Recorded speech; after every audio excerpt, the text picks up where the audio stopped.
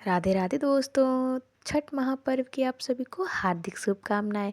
तो आज है नहाए खाए और नहाए खाए के दिन यहाँ पे मेरी मौसी गेहूं को धो के धूप में सुखा रही है। गेहूं को धूप में धो के सुखाने के बाद यहाँ मेरी मौसी और मेरी माँ एक दूसरे को सिंदूर लगा रही है।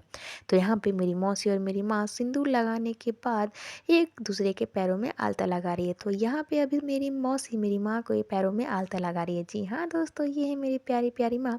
इसके बाद यहाँ पे हम सब लग जाते हैं खाना बनाने के लिए। जी हाँ दोस्तों, तो आज है नहाए खाए और आप सभी जानते हैं कि नहाए खाए के दिन कद्दू कितना इम्पोर्टेंट है।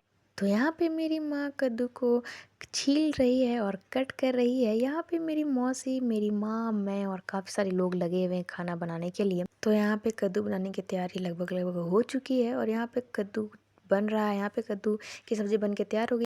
उसके बाद यहाँ पे अब तैयारी हो रही है चावल बनाने की। तो यहाँ मेरी माँ चावल को धो रही है। चावल को धोने के बाद अब ये चावल बन रहा है। तो यहाँ पे चावल लगभग लगभग बन चुका है। तो यहाँ पे चावल बनने के बाद अब बन रहा है टमाटर का चटनी। जी हाँ दोस्तों, ये टमाटर की चटनी बना रही हूँ मैं। तो यहाँ पे टमाटर की चटनी बनने के बाद अब बन रहा है दाल। तो यहाँ पे कुछ देर के बाद दाल भी बन के तैयार हो चुका है। अब यहाँ पे माँ कर रही है पूजा।